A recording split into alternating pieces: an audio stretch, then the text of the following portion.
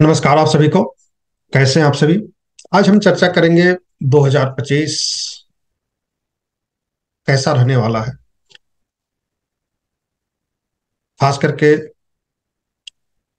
विश्व पटल पे इंडिया का क्या प्रभाव रहेगा और इंडिया में रहने वाले लोगों का क्या स्थिति रहेगी, आर्थिक खास तौर पे। बहुत सारे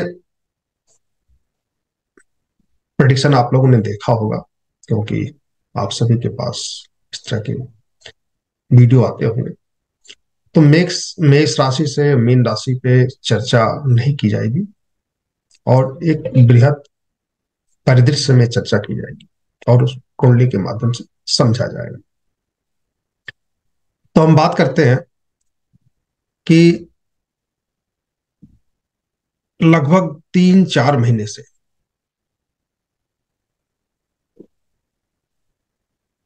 2025 को लेकर के प्रिडिक्शन किया जा रहा है कि विश्व युद्ध हो जाएगा, कल की अवतार का जन्म हो चुका है, दुनिया खत्म हो जाएगी।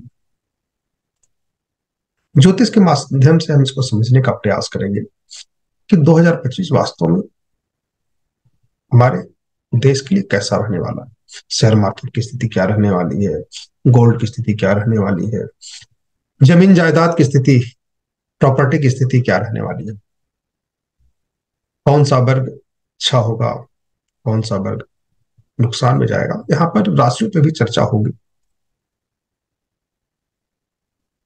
जहां जरूरत होगी इसकी।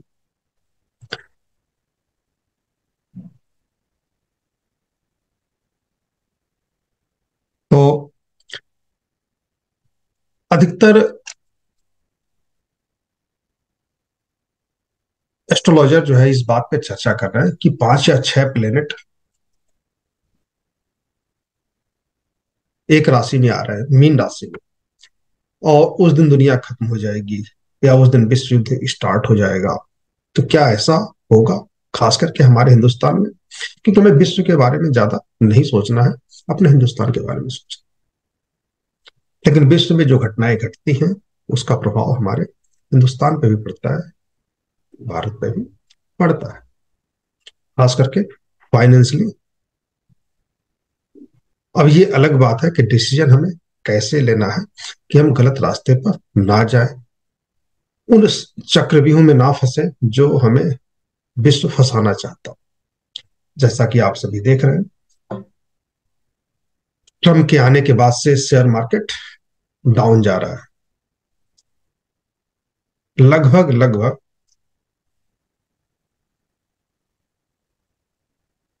50% मार्केट टूट चुका है, 40 से 45%, 50% से ऊपर मार्केट टूट चुका है। ठीक है, कुछ शेयर की बात मैं नहीं कर रहा स्पेशली, लेकिन पूरे परिदृश्य में देखा जाए तो पूरा मार्केट का जो है सेंसेक्स मार्केट डाउन हो चुका है। प्रभाव कहाँ का हुआ? अमेरिका का हुआ। अमेरिका के ट्रंप जीत कर आए और ये फैसला हुआ कि 20 जनवरी को वो शपथ लेंगे और जो ब्रिक्स के देश है उन पे पाबंदियां लगाएंगे, उन पे टैक्स लगाएंगे इंपोर्ट पे, और उनके देश का माल हमारे देश में आने पर महंगा पड़ेगा। इसका फायदा उन्हें ये लगा क्योंकि अपने देश को सपना दिखा रहे हैं कि हम जो विदेश से माल खरीदते हैं तो विदेश में सारा पैसा चला जाता है, हजारों करोड़ रुपए डॉलर, हजारों करोड़ डॉलर चला जाता है, विदेश में चला जाता है। खास करके अमेरिका का कहाँ से बिजनेस होता है?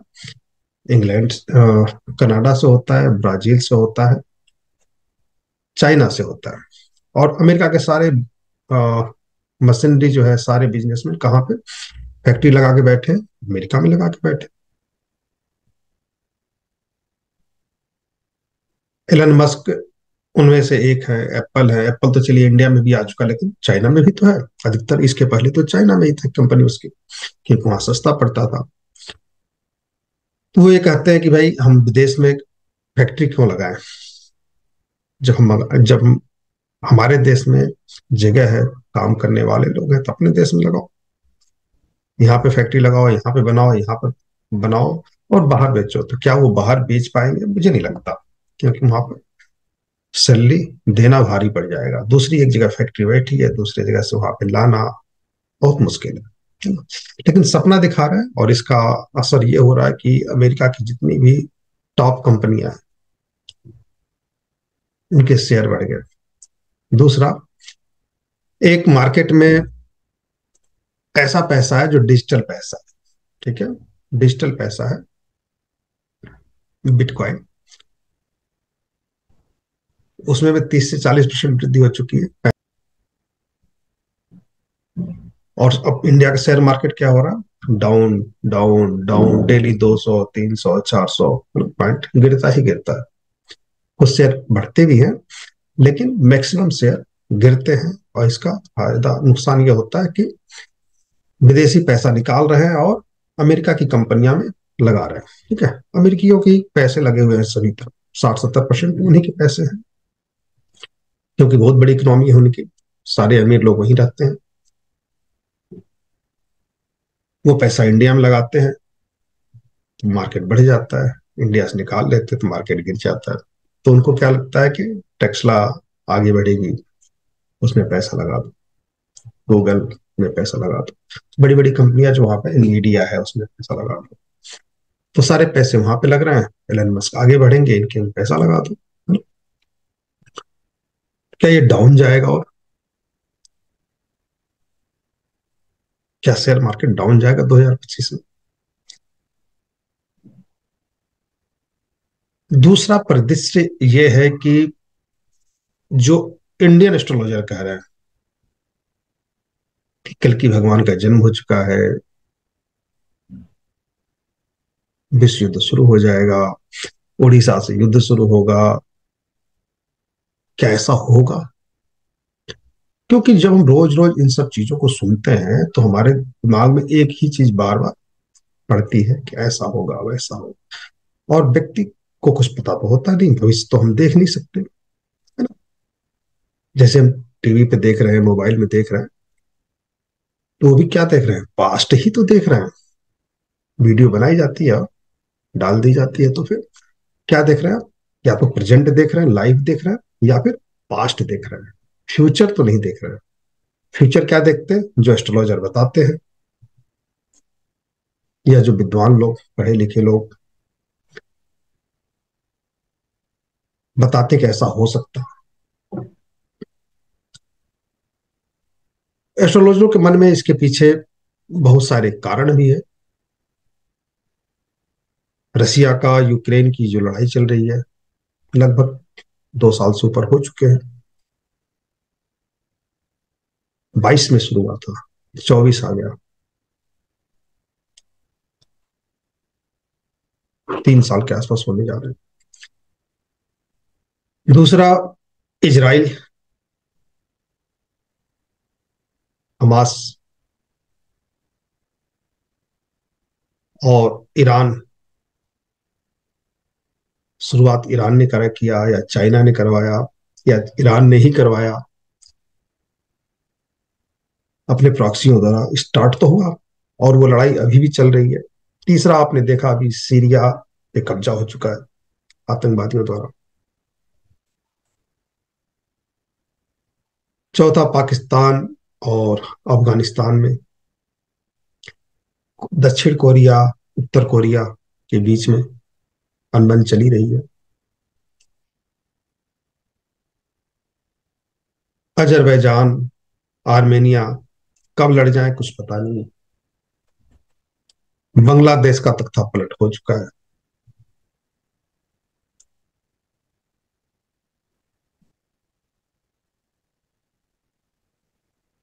क्या हो सकता है, ज्योतिष के माध्यम से समझने का प्रयास करें। आगे बढ़ने से पहले थोड़ा सा हम और बैकग्राउंड पर ध्यान दिलाना चाहेंगे आप सभी का। भारत के लोग डेवलप करना कब से शुरू किए? देश 1947 में आजाद हुआ। इसके पहले लगभग 700, 750, 800 साल दूसरे राज करते रहे। समय समय पर हिंदुस्तान के लोग भी राज किए, लेकिन दिल्ली पर शासन जो है विदेशियों का ही रहा।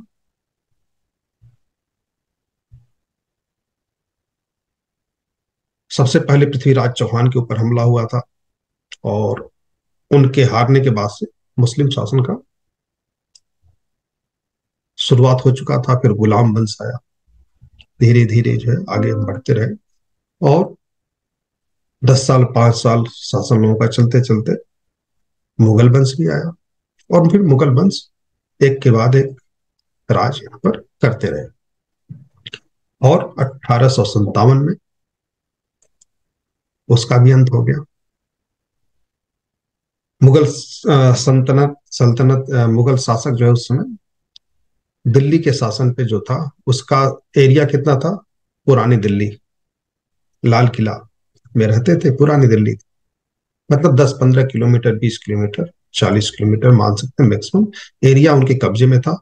और पूरी दुनिया में, पूरे इंडिया में ब्राह्मणों का राज था, मराठों का राज था। कुछ जगह पे अंग्रेज भी शासन कर रहे थे। और अंग्रेज भी शासन कहाँ किए? एक मुस्लिम, कलकत्ता से शुरुआत है। जब से उनको जीता था तब से अंग्रेजों का भी शासन हो चुका था वहां पे, और धीरे धीरे आगे वो बढ़ रहे थे। तो 1857 के बाद से अंग्रेजों का शासन पूरी तरह से इंडिया पर हो चुका था। ठीक है, क्योंकि सब लोग धीरे धीरे हार चुके थे, है ना। और हारे भी क्यों? क्योंकि ऐसे व्यक्ति को अगुआ बनाया गया जिसकी हड्डियों में दम नहीं था। इंडिया के लोगों की सोच देखिए, है ना, कितनी ऊंची सोच थी कि ऐसे व्यक्ति को राजा अगुआ बनाया गया कि इनके देख रेख में हम 1857 का लड़ाई लड़ेंगे। जो व्यक्ति नंगे पैर बाहर नहीं निकल सकता, कोई चप्पल ला के देगा, वो चप्पल पहनेंगे तब जाकर के बाहर निकलेंगे। तो हारना तो था ही। कब तक लड़ोगे? क्योंकि आपकी जो है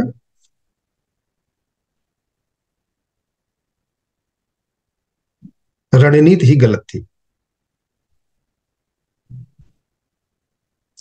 अब हम बात करेंगे, बात तो इसमें बहुत सारी की जा सकती है, लेकिन हम हिंदुस्तान के लोग आगे कब से बढ़ने लगे?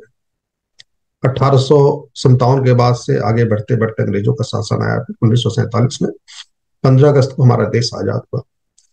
15 अगस्त को जब आजाद हुआ तो उसके पहले कोलकाता में मर्डर शुरू हो गए थे, जिन्ना द्वारा बहुत सारे कत्ल किए गए। पाकिस्तान हिंदुस्तान की मांग की जाने लगी थी। पाकिस्तान बोला मैंने हम इस्लामिक राष्ट्र बनाएंगे क्योंकि हम आपके साथ नहीं रह सकते। लेकिन हमारे देश में रहने वाले, चाहे वो महात्मा गांधी जी हो या नेहरू जी हो, फैसला यही लोग लेते थे। इन्होंने क्या कहा कि हम हिंदू राष्ट्र नहीं बनाएंगे। लेकिन होना क्या चाहिए था कि अगर आप मुस्लिम राष्ट्र बनाओगे, इस्लाम का राष्ट्र बनाओगे, तो हम भी हिंदू राष्ट्र बनाएंगे। इन्होंने ये कहा कि भाई, महात्मा गांधी जी ने, कि भाई आप लोग उधर जितने हिंदू लोग हैं वहां रहना चाहें तो रहे, इंडिया में जो लोग मुस्लिम भाई रहना चाहते हैं वो रहे, हमें कोई दिक्कत नहीं है।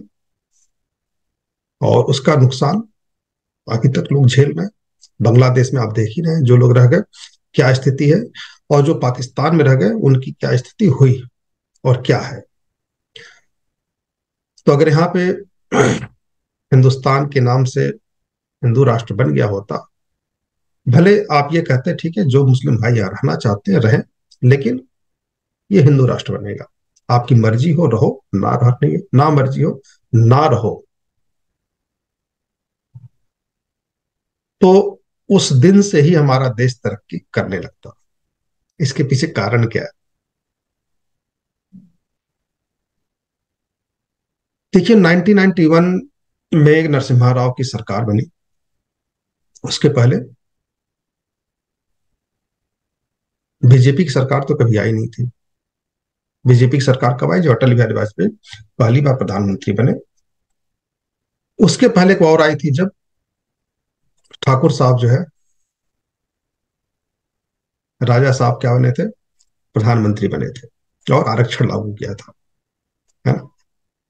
तब बीजेपी की 57 वो 57 सीट शायद आई थी उस समय, और सपोर्ट किया था जनता दल को, विश्वनाथ प्रताप सिंह को। तब सरकार बनी थी।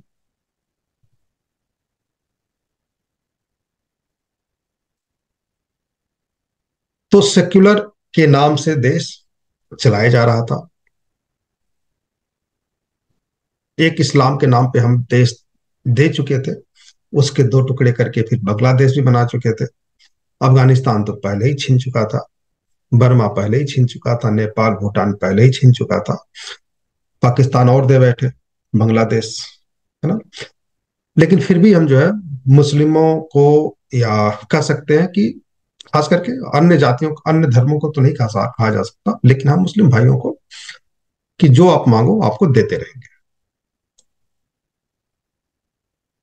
और उनको मांगने भी नहीं आया, है ना? वोट बैंक की तरह यूज होते रहे। अगर वो मांगते कि भाई मुझे, मैं, हम जो है माइनॉरिटी है, मुझे 50% आरक्षण दो, मुझे नौकरी में आरक्षण दो, मुझे आईएएस बनना है, मुझे आईआईटी में आरक्षण दो, मुझे मेडिकल सीट दो, तो पढ़ लिख कर शायद आगे तरक्की करते, लेकिन सोच उनकी गलत थी। उनकी सोच कहाँ थी? कि हमने पाकिस्तान तो ले लिया है, अब यहाँ रह करके इसको भी पाकिस्तान बनाएंगे, पाकिस्तान में मिलाएंगे। तो उन्होंने क्या मांगा? सरिया दे दो, इस्लामिक कानून दे दो। भले नहीं दिया गया, लेकिन कुछ तो है ना? मैरिज एक्ट अभी उनका लागू ही है, इस्लाम के अनुसार ही होता है, 4 शादी करते ही हैं, 40 बच्चे करने को अनुमति दे दो, 2 बच्चों वाला नियम लागू नहीं होगा, हम जब मर्जी किसी औरत को छोड़ सकते हैं, जब मर्जी शादी कर सकते हैं, मदरसा दे दो, हमें स्कूल में पढ़ने के लिए मत भेजो, हमें आईआईटी में मत भेजो, हमें मेडिकल में मत भेजो, हमें कुछ मत दो, हमें अपनी मर्जी से जीने दो, क्योंकि हमारा इस्लाम यही कहता है। तो फिर क्या हुआ? जब देश की 15%, 20%, 25% जनसंख्या अनपढ़ रहेगी, तो देश तरक्की कैसे करेगा?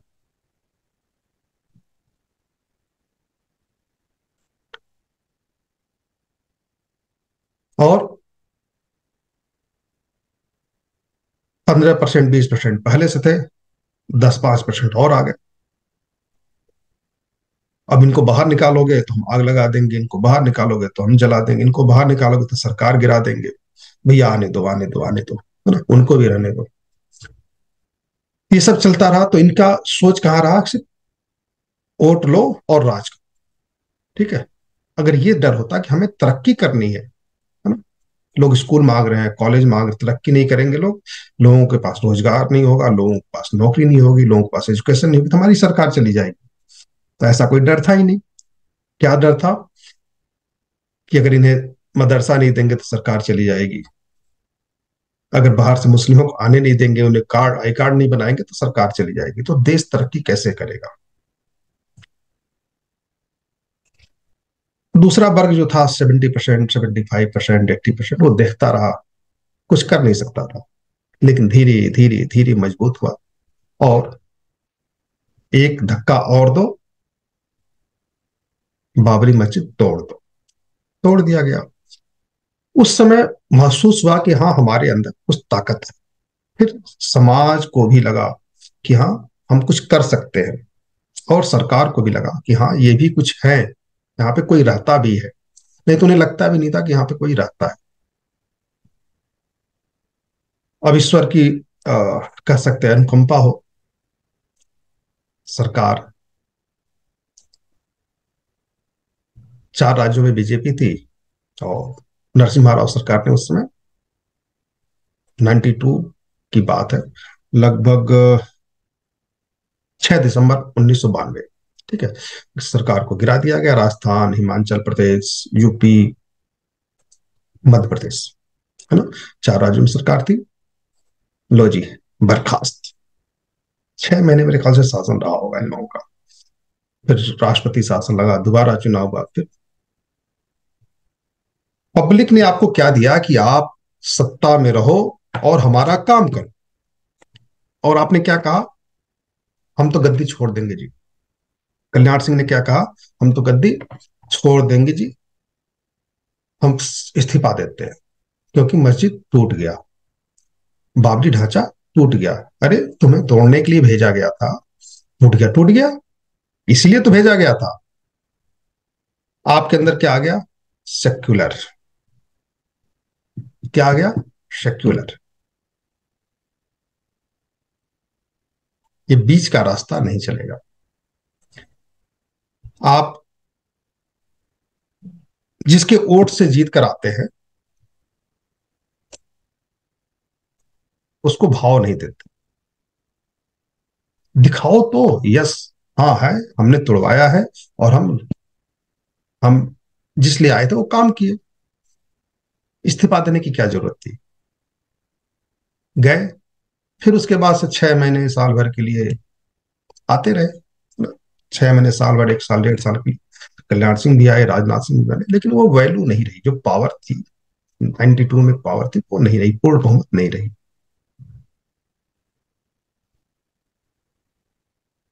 लेकिन देश जाग चुका था, और कुदरत भी कही है कि उस समय नरसिम्हा राव और मनमोहन सिंह, ये लोग जो है सत्ता में थे, और उदारीकरण की नीति, दूसरे देश के कंपनियां आने लगी यहाँ पर, और लोग धीरे धीरे तरक्की करने लगे। समय, वो दौर था, साल 2 साल का अंतर कह सकते हैं, 6 महीने साल भर का, लेकिन वो तरक्की धीरे धीरे करने लगे, और करते करते 2024 आ गया। और जो तरक्की 2014 के बाद हुई है, क्यों हुई है? क्योंकि हम ये मान के चल रहे थे कि ऐसी सरकार जो सिर्फ वोट बैंक के लिए काम करती है, उसको भगाओ। जो हमें रोजगार दे सकता है, जो हमें अच्छा जीवन यापन दे सकता है, उसको सत्ता में आना चाहिए। और ये सपना दिखाया गया कि 2 करोड़ लोगों को रोजगार दिया जाएगा, सबको घर दिया जाएगा, है ना। दिया भी गया, बहुत लोगों को घर दिया गया, टॉयलेट बनवाया गया, रोजगार भी दिया गया। ठीक है। लोग कहते हैं 2 करोड़ लोगों को रोजगार नहीं मिला। मैं कहता हूं 2 करोड़ लोगों को रोजगार मिला। कैसे मिला? समझिएगा। अगर जनसंख्या देखा जाए तो हमारे यहाँ दो, 2.25 2.25 करोड़ जनसंख्या पर ईयर बढ़ जाती है। 2 करोड़ 10 लाख, 2 करोड़ 20 लाख, 2 करोड़ 25 लाख जनसंख्या पर ईयर बढ़ जाती है। 2014 में जितनी जनसंख्या थी, 5 करोड़ की, 6 करोड़ की, 10 करोड़ की, जो भी हो, बेरोजगार जो लोग थे उस समय, वो बेरोजगारी अब भी हो सकती है, उससे कम हो सकते हैं। तो बेरोजगार का मतलब, रोजगार मतलब नौकरी नहीं होती, काम करने के लिए सहूलियतें होती हैं। बहुत से लोग यूट्यूब पे काम करने लगे, बहुत से लोग दुकानें खोल लिए, बहुत से लोग कंपनियां खोल लिए, है ना। तो धीरे धीरे आगे बढ़ने लगे। उस तरह की व्यवस्था, उस तरह का माहौल सरकार ने बनाया, नौकरी नहीं दी।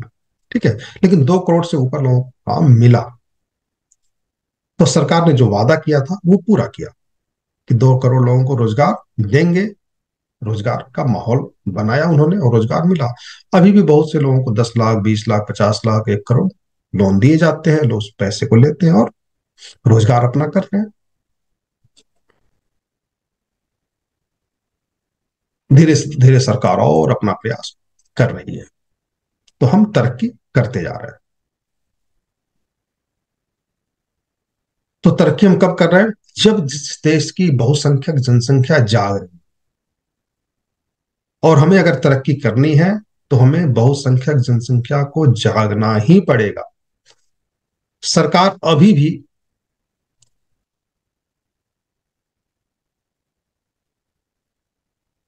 सबको साथ लेकर चलने की बात कर रही है, और ये अभी भी इसीलिए तेजी से तरक्की नहीं कर पा रही। जो गलत है उसे गलत कहने में संकोच अभी भी किया जा रहा है। पहले तो नकार दिया जाता था, ढक दिया जाता था, अभी भी संकोच किया जा रहा है। अभी भी कहा जा रहा है कि हर मस्जिद में मंदिर नहीं ढूंढना चाहिए, जबकि होना यह चाहिए कि मुस्लिम देश अलग दिया जा चुका है, और जबकि बनता नहीं था। आप अरब से आए थे, आप अफगानिस्तान से आए थे, आप तुर्क से आए थे, देश आजाद हुआ, अब अपने अपने घर जाओ। अगर यहां रहना है तो हिंदू देश है और हिंदू बन के ही रहना पड़ेगा। ये देश हिंदुस्तान बनेगा, कोई देश अलग नहीं होगा। और आपको यहां रहना, रहो, जाना हो जाओ, कोई बात नहीं, जो हुआ सो हुआ। लेकिन अभी भी डर लगता है लोगों को। वोट बैंक, कहीं 5,000 रुपये सैलरी बढ़ा दी जाती है, कहीं 15,000 सैलरी दे दी जाती है, कहीं 20,000 सैलरी दे दी जाती है। क्यों? वोट मिलेगा। और वोट क्या मिलता है? ठेंगा, जिसे कहते हैं बाबा जी का घंटा। मिलता है? नहीं मिलता। तो जो पैसा है आप खैरात में बांट रहे हो, तो तरक्की, देश की तरक्की कैसे होगी? तो खैरात में नहीं बांटना। ठीक है? खैरात में अगर बांटेंगे तो तरक्की कैसे करेंगे? देश की तरक्की कैसे होगी? तो खैरात बांटना, खैरात क्यों बांटते हैं? क्योंकि वोट मिलेगा। किसका? उनका जो सपने में सोचते भी नहीं, जिनका सपना ही है कि हम इसे दूसरा पाकिस्तान बनाएंगे। पाकिस्तान पार्ट पूरे देश में, उनका सोच ही नहीं है कि हमें आगे बढ़ना। उनका सोच है कि हम पैसा देते जाओ, खाते जाओ, जनसंख्या बढ़ाते जाओ, और एक न एक दिन हमारी जनसंख्या ऐसी होगी, फिर हम कब्जा कर लेंगे। लेकिन अभी भी आप, ठीक है, खाते जाओ, मुझे वोट देते जाओ, अभी भी यही बात। अब सोचने की जरूरत है जो लोग भी सत्ता में हैं, कि क्या हमें ये रवैया अभी तक जारी रखना है या बंद करना है। सिर्फ चुनाव में बोल देना है, कपड़ों से पहचानो, उससे फर्क नहीं पड़ने वाला। खुल के कहना पड़ेगा कि हम यहाँ हजारों लाखों साल से, और हम उनकी ही देखभाल करेंगे जो यहाँ हजारों लाखों साल से हैं, असली निवासी जो लोग हैं। अगर आपको यहाँ पे रहना है तो हमारे साथ मिलकर रहना पड़ेगा। हम किसी का नुकसान तो नहीं करते, लेकिन आपके अनुसार नहीं चलेंगे। चलिए, तो 2025 में हम प्रवेश कर रहे हैं। 30 तारीख आज हो गया, 31 का महीना है, मतलब कल का दिन और बचा है। परसों से जो है हम नए साल में प्रवेश कर जाएंगे, इंग्लिश महीनों के हिसाब से। ठीक है? हमारा तो अप्रैल से होता है ना, नवरात्र के टाइम से, चैत्र पक्ष के शुक्ल पक्ष से शुरू होता है, जब भी वो टाइम आए। और उसी टाइम लगभग 5 प्लेनेट, चार्ट देख लेते हैं एक बार, है ना, मैंने एक बना के रखा है। 5 या 6 प्लेनेट एक साथ है। शेयर,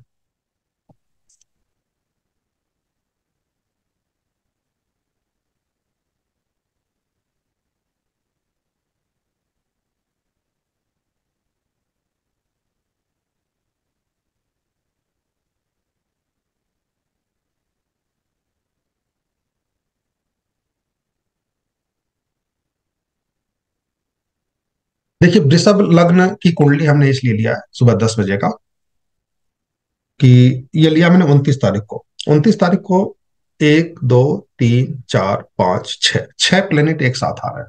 कौन कौन से हैं? सूर्य, चंद्रमा, बुध, शुक्र, शनि और राहु। नेपच्यून भी साथ में है। नेपच्यून को हम नहीं देंगे, ध्यान देंगे यहाँ पे। तो 6 प्लेनेट है यहाँ पे, और इसी को बेस बनाकर बहुत सारे प्रिडिक्शन किए जा रहे हैं। इसके पीछे राज क्या है? क्या हमारे लिए ये, चूंकि हम वृषभ लग्न इसलिए ले लिया कि 1947 को जब हमारा देश आजाद हुआ था, 15 अगस्त को, तो उसमें वृषभ लग्न था। तभी तो हम देख पाएंगे हमारे इंडिया के लिए ये अच्छा रहेगा या नहीं रहेगा। तभी तो हम प्रिडिक्शन कर पाएंगे, इसलिए वृषभ लग्न लिया। अब ध्यान से देखिएगा कि जीव कारक किसे कहा जाता है, जुपिटर को कहा जाता है, और कहां बैठा है,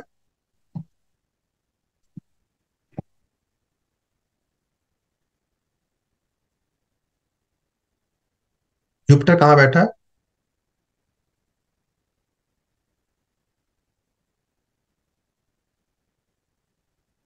बताइए।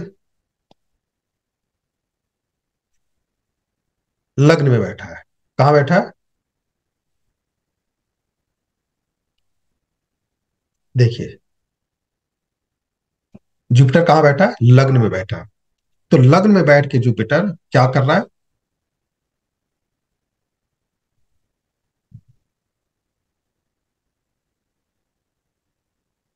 बल दे रहा है।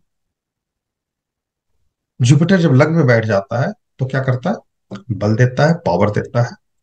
और क्या जुपिटर किसी पाप प्रभाव में है, क्योंकि नियम यह है कि जब भी जीव कारक जुपिटर पाप प्रभाव में होता है तभी समस्याएं आती हैं जनता पे। तो क्या जुपिटर किसी पाप प्रभाव में है,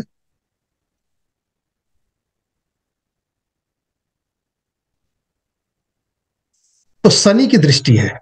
किसकी दृष्टि है, शनि की दृष्टि है। और शनि कितने डिग्री का है, 0 डिग्री का। चलिए, शनि की दृष्टि है, जनता किससे देख रही है, लग्न को देख रही है। ठीक है, जुपिटर को देख रही है। जुपिटर कौन है, गुरु है। जुपिटर क्या है, धर्म गुरु है। तो जनता किसकी तरफ देखेगी, धर्म गुरुओं की तरफ देखेगी।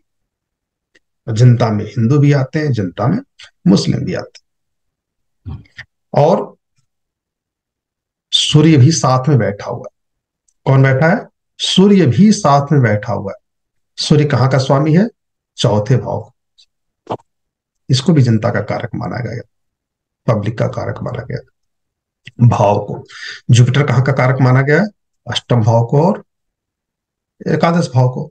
एकादश भाव का स्वामी जुपिटर लग्न में बैठा है, तो बुरा तो नहीं है। लेकिन जुपिटर है कौन, जुपिटर है धर्म को। ये कुंडली बनाई गई है 29 मार्च 2025 की। तो ये जो 6 प्लेनेट है इस पे ही बहुत ज्यादा फोकस किया गया। तो मैंने कहा कि कुंडली को देखा जाए कि आखिर प्लेनेट क्या कहते हैं। तो प्लेनेट क्या कह रहे हैं कि शनि जुपिटर को देख रहा है। ओके। और धर्म गुरु जैसा कहेंगे वैसा ही समय चेंज होगा।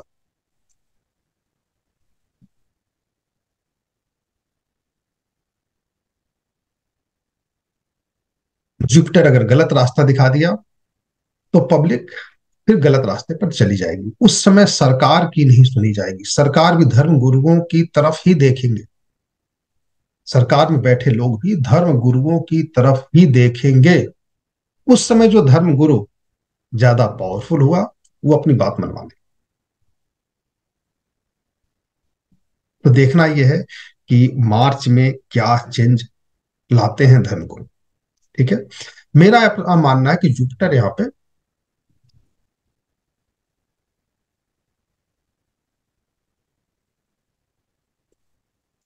अच्छा फल देने वाले हैं। यहाँ पे वीनस सूर्य के साथ है, वीनस शनि के साथ है, वीनस राहु के साथ है। थोड़ी सी जो है निगेटिविटी भी है राहु की शनि के साथ होने के कारण, माहौल में थोड़ी सी निगेटिविटी तो रहेगी। लेकिन धर्मगुरु, खास करके हिंदुस्तान के मूल निवासी के धर्मगुरु, अगर उस समय सही रास्ता दिखा दिए तो हमारा देश फिर तरक्की, मतलब यस को यस कहने की क्षमता उस समय अगर उनके अंदर रही तो फिर ये तरक्की कर जाएंगे। फिर हमारा देश आगे बढ़ता चला जाएगा। अगर वो झुक गए, इन्फ्लुएंस में आ गए वीनस के, जो साथ में बैठा है शनि के, मून के, मरकरी के, सन के, तो वीनस के इन्फ्लुएंस में अगर आ गए और जनता ने जुपिटर की तरफ देखा और उनकी बात को नहीं मानी जनता, तो फिर गड़बड़ हो सकता है। लेकिन अब इन्फ्लुएंस में आएंगे कि नहीं आएंगे, ये चेक कर लेते हैं। 4 डिग्री का वीनस है। शनि कितना है? 0 डिग्री का है। सूर्य कितना है? 15 डिग्री का है। तो सूर्य 15 डिग्री का है यहाँ पे। चंद्रमा तो अगले दिन चेंज हो जाएगा, चंद्रमा का बहुत ज्यादा यहाँ पे 25 डिग्री का है। और राहु कितना है? 3 डिग्री का है। 3 डिग्री का राहु, वीनस है 4 डिग्री का। तो शैतानी दिमाग उस समय भी रहेगा जो लोग अरब से आए हैं और इसे अपना देश मानते हैं। कहते हैं, मानते नहीं। मानते तो नहीं, कहते हैं। अगर इसे अपना देश मानते तो इसके टुकड़े नहीं करवा, है ना। वो लोग इसको अपना देश नहीं मानते, तो सिर्फ कहते हैं। तब तक कहेंगे जब तक उनके पास ताकत नहीं आ जाएगी। तो जनता को भड़काने का प्रयास करेंगे वो लोग। क्या करेंगे? जनता को भड़काने का, जो उनकी बात सुनेगी उसको भड़काएंगे। तो खास करके धर्मगुरु, उनके धर्मगुरु साथ में बैठे हैं। और फिर बाकी जनता जो देखेगी अपने धर्मगुरु की तरफ, वो क्या करते हैं। अगर उन्होंने सपोर्ट कर दिया, आगे आगे खड़े हो गए, तो फिर क्या होगा? द्वंद्व दोनों लोगों में। शारीरिक भी हो सकता है, मानसिक भी हो सकता है।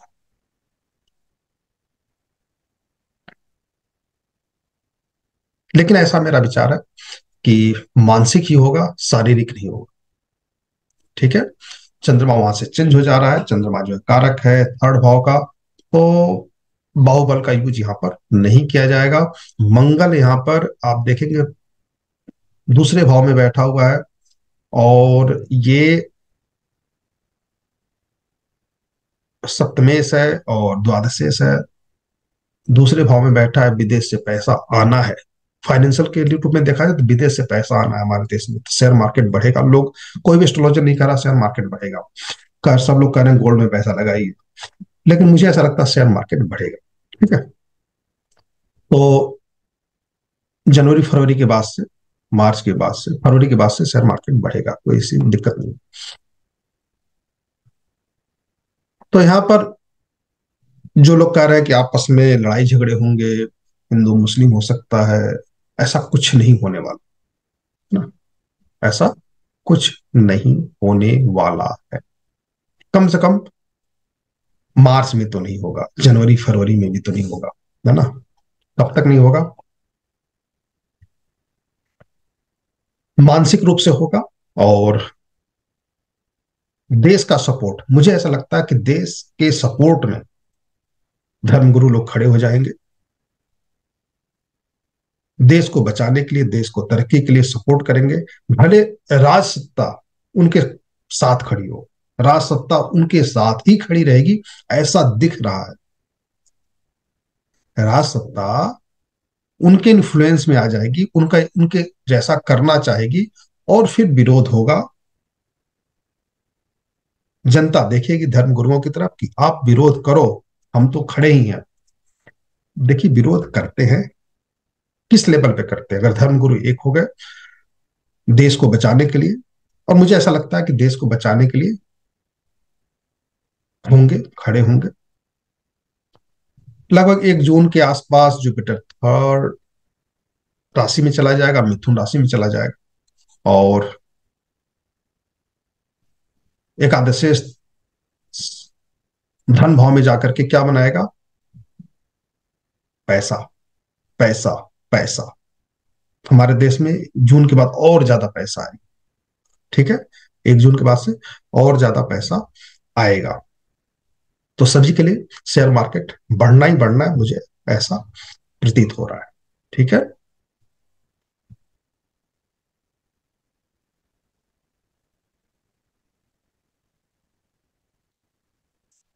देख लेते हैं मंगल कहां तक रहेगा।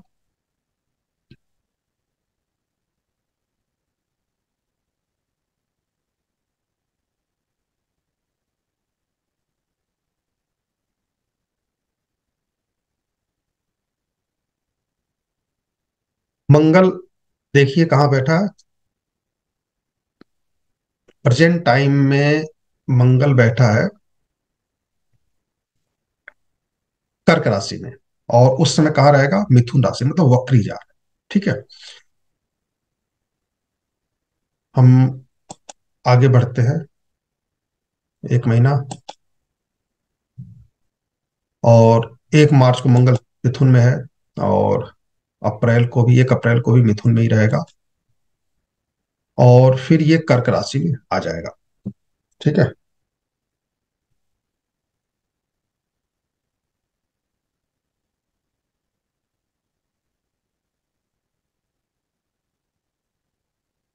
1 जुलाई के आसपास ये रहेगा चौथे भाव में, और इसकी दृष्टि पड़ेगी एकादश भाव पे। कहाँ रहेगी, एकादश भाव पे। इस समय थोड़े बहुत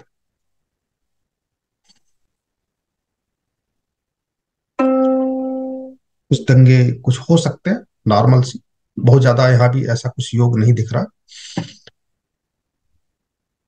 बहुत ज्यादा योग नहीं है, तो बहुत ज्यादा यहाँ पे दिक्कत होने वाली बात नहीं है। तो 2025 में ऐसी मुझे कोई बहुत बड़ी समस्या होती हुई नहीं दिख रही है। कोई दंगे, कोई लड़ाई झगड़े छोटे मोटे तो होते रहते हैं ना देश, बड़े लेवल पे ऐसा कुछ होता हुआ नहीं दिख रहा है।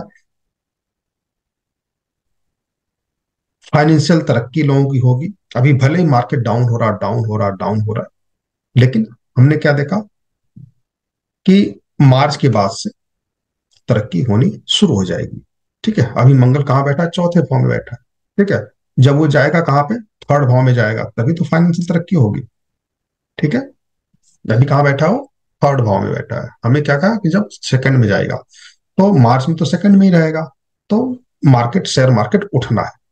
ठीक है, शेयर मार्केट में तरक्की होनी है, बढ़ना है। जुपिटर जब पहुंच जाएगा कहाँ पे, सेकंड भाव में, 1 जून के आसपास, तब जो है, देखिए यहाँ पर माइनस, जुपिटर कहाँ बैठा है, 30 जून को कहाँ बैठा है, ये सेकंड में बैठा है। जुपिटर डिग्री क्या है, 10 डिग्री, 13 डिग्री लगभग, और पीछे आते हैं।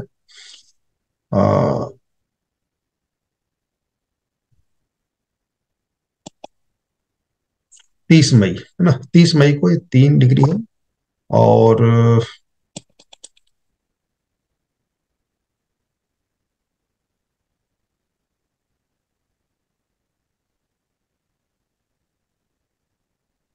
जुपिटर जो है यहाँ पे 23 डिग्री का है, 30 अगस्त को, और 31 जुलाई को ये 17 डिग्री का है। ठीक है,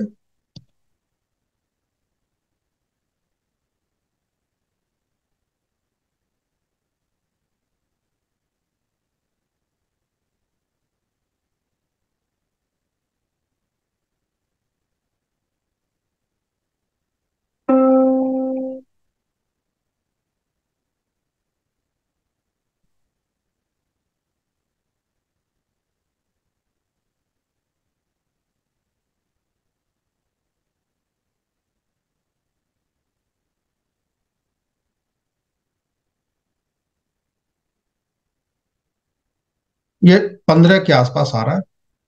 ठीक है, 14, ठीक है, 14 मई के आसपास, 14-15 मई के आसपास भाव अपना चेंज कर ले रहा है। तो फाइनेंशियल तरक्की उस समय और होनी है, अच्छी होनी है।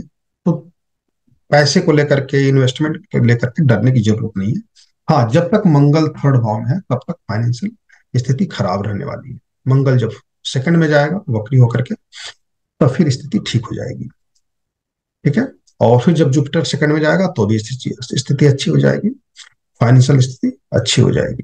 तो घबराने की जरूरत नहीं है। हमारे देश में कोई दंगा नहीं होना है, कोई लड़ाई झगड़े नहीं होने हैं, कोई कम्युनल लड़ाई नहीं होनी है, और हमारा देश तरक्की। हाँ, इस बार धर्म गुरुओं का बहुत ज्यादा अ,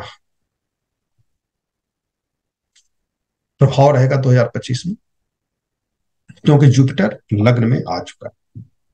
ठीक है, और देखा जाए तो 2024 में भी प्रभाव रहा ही है। धर्मगुरु लोग अपने अपने लेवल पे डांट रहे हैं, डपट रहे हैं। ठीक है,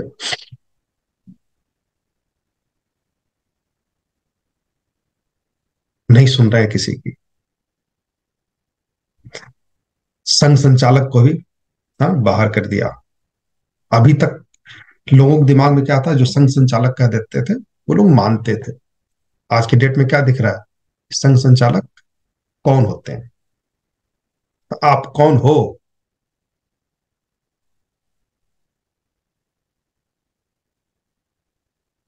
डाउन हो गया ना, जीरो से दिख रहे हैं, मतलब कहाँ साधु संत लोग नंबर वन और वो डाउन जीरो पे। कोई लेवल ही दिखा समझ में नहीं आ रहा, 5-10% ना। ये प्लेनेट के हिसाब से अपना अपना प्रभाव टाइम पे होता है। बहुत ज्यादा मैं चर्चा नहीं करता आप लोगों से इस पे, लेकिन हाँ ठीक है। ठीक है, चलिए।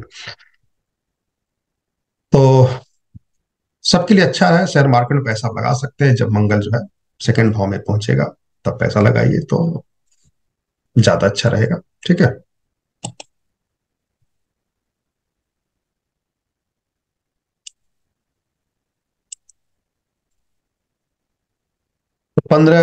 1 मार्च के बाद से पैसा लगाना शुरू कर दीजिएगा।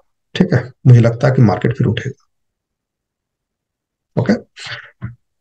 और कोई दिक्कत नहीं है, टेस्ला भी इंडिया में आ रहा है, बहुत सारी कंपनियां आ रही हैं, है ना।